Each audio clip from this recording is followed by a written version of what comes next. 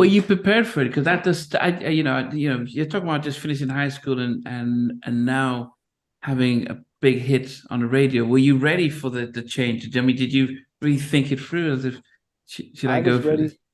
I was ready for everything except for you don't realize what fame is until you're in it. Wow. You know, I was ready for this thing, and I wasn't girl crazy, so that didn't, the money, of course, you're ready for, but it was the fame where you all of a sudden you couldn't do things anymore. That was the part that was strange. You know what I mean? Because songs being on the radio is one thing, but videos were out. Remember, the videos is what changed everything. Yeah. Because as we were out on the road performing, when we left, nobody knew what we looked like because our pictures weren't even on the album. Remember, we had you use those. There's those paintings. Yeah, there's all. Yeah. It wasn't until Jealousy video, Situation Number 9 video, Lean on Me video. See, as those things are playing and they're bumping on BT and all these videos and stuff, we're on the road, so we think the only people see us is the people in front of us, and we start going places. And that's when you start finding yourself being mobbed, because they recognize you. And that's when it was like, whoa, now I was all the other stuff fine, but this, you know what I mean? Because it's the first time you feel that vulnerable. You're thinking like, man, mob me. You think they do that just to, the super, super, super. Yeah. Oh, I found myself at the bottom. We were at a show. It was us. It's Club Nouveau, Ready for the World, The System. Oh, yeah. Bobby Brown when he was on King of Stage album. Okay. And it was somebody else. New Shoes? I think it was New Shoes.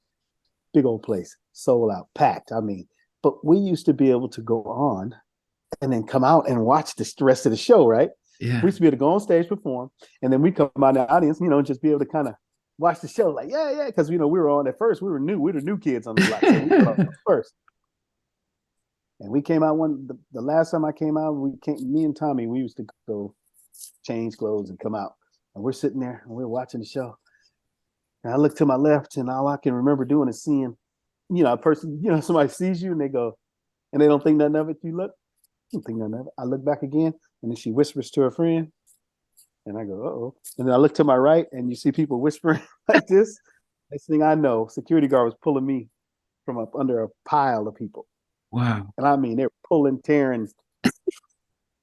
And that was the first time it was real. And here I am thinking, dude, I'm a guy, I'm an athlete. They ain't gonna just bulldoze me. Yeah, you get enough people. Okay. And you're not fighting. You're just trying to, hey, whoa, this makes it come from the sides to the back. It looked like that movie. I don't know if you guys saw that movie with Brad Pitt. It's called something Z or the zombie one. Yeah, the zombie one. You smell how fast they were moving? Yeah. That's what it's I swear, I never did it again. I was like, that's it. Wow. And it really, psychologically, I was like, that's real. You know what I mean? Because you saw it on television. You've seen the Jacksons. We watched them. We can't go to the movies, can't. So we actually went through that for a period of time. That's the one thing I wasn't like really prepared for because I like the outdoor stuff. I like going to movies. I like both. I liked all those things at the time, but for a while there, it shut that down where you can, where you do that kind of stuff. Yeah, it shut it down for a while. You mentioned how quickly things were. You talk about Benny Medina and stuff, and did you know who he was, Benny Medina, the head of urban black music at Warner Brothers? When I met Benny, that's what they said. Benny said, "Yeah, I'm the head of the black division." Nice guy. We were in the UK for about 2 weeks doing all the television shows and all that kind of stuff. We're over there with what's his name? He had that big hit, "Shake You Down" back then. Gregory Abbott. Oh yeah. Gregory Abbott was there. Billy Ocean. We were over there doing a bunch of stuff. So everybody had their artists over there doing all this promo stuff at the time. So we did all the televisions there, Munich, Germany. We went to the Montreux Festival in Switzerland. Man, I was hanging out with what's your name? John Lennon's son, and didn't even know who he was. Wow. Jamie Lynn. I didn't even know who he was. We were just in the lobby, just hanging. You don't know. We just, dude, I ain't even 20 barely. You know what I mean? It's just like I go there, we're hanging out, and he's the one helping me translate what all these people are saying. You know what I mean? It's like, oh yeah, that's. and we're at the Montreux Festival in Switzerland. You know what I mean? And it just we travel so much and so fast, and that's when I realized it's a beautiful world. It's a big world, like small but big. You know, and we had a wonderful time out there. But it was just Benny was just so cool. You know, he was like so supportive. You know what I mean? Our stuff was. He was a big part of why we're so successful. As you can see, everything he's touched since then has been super successful. But he just knew what he was doing.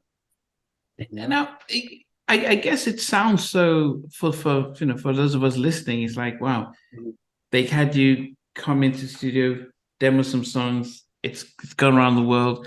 But then, does anyone say, okay, let's talk about how the industry works, your contracts, how much you're getting paid? Or are you do they see someone who's green and really so in awe with the singing and the limelight that, yeah, we'll give you $5 a week and you'll be cool with that?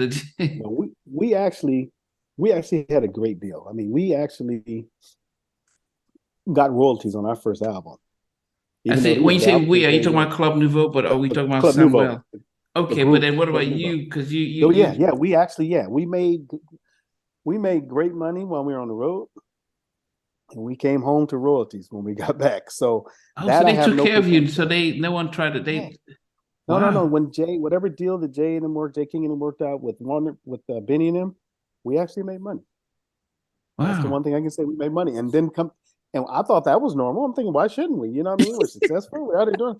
But then you start talking to people who, who's been out before you and after you. You hear all those horror stories. That's why I said again, it had to be from above. That's all I can say. Is because I didn't know a million things about contracts and all that kind of stuff. So to not get, that was in the hands of Tommy, Denny, and Jay, that we didn't get dicked around in the contracts. You know what I mean? It's like, obviously they kind of had people that kind of understood, what was going on to make sure. And that was at a time when we were all close. So it was like, if one was taken care of, we were all kind of, you know what I mean? In that sense, So we didn't get messed up in that sense. Yeah, because I did interview Jay a while back, and he talked about his story of promoting Timex, and when he got it on the radio and it was a big hit, then they went behind and sort of sold the stuff to somebody while he was out doing all the hard work and stuff. You mentioned that the guy who in Timex who sang the song, you knew him. Yeah, Mike Marshall. Yeah, Mike. Now you're singing "Jealousy," which is about him and the group. The group, Did you not think, oh man, that's my guy? Did you? No, because basically he knew the situation. You know what I mean? And me and him get along to this day. We're going to probably do some music together. Okay. It was a time where he knew I came in. I'm not writing this material. This ain't me. This was a situation, and they knew. Because Marcus Thompson is another great friend of mine. Me and him do other businesses together. He was the one who helped write time. He was the other guy, the other original member who helped write Rumors as well.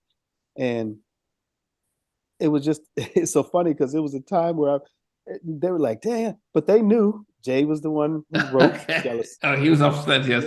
Yeah, they knew he wrote Jealousy. You know what I mean? And they knew what he was talking about because while he was out making sure that record got blown up and everything, they got approached by, what was the name of it? I can't think of who the person was now. They got approached by another, person, manager or whoever. And they knew. It's just like they looked at, well, we got a guy trying to go get us a contract. And here's a guy who already has one. Yeah. So what do young people do who probably barely paying rent and everything? You know what I mean? So that's what they did. They and then, if you ask them, they'll tell you, because he didn't know, it was unsure. It's almost like a bird, a bird in the hand is better than two in the bush type thing. Yeah. And that's what happened. But, of course, that hurt Jay Victor. You know what I mean? When I did all this stuff and you come back, okay, guys, and they go, oh, yeah, we already did. So the other person just walked in and, got the chance to just walk into everything that was all successful when the person who did it. Yeah. So yeah, that's why Club Nouveau was formed with an urgency, I should say, and had a lot of passion involved in it. You know what I mean? It was, I'm glad I didn't I wasn't a part of, all the kind of stuff before it happened, because then I probably would have been like, man, I can't sing about my boys. Yeah, like yeah. that. You know what I mean? Yeah. At the time, I'm like, whatever. I'm just singing the song. You know what I mean? I don't know what's going on. And then you find out, oh, well, that's what y'all talking about? Oh, wow. Okay. Well, yours me. So. Hey, thanks for watching. Really appreciate it. If you loved what you watched, there's over 100 artists that we've interviewed. So please check out the videos. Remember to like, share, how not unsubscribe. But better still, become a member of Halftime Chat and get exclusive videos ahead of time. But thanks for watching. Take care.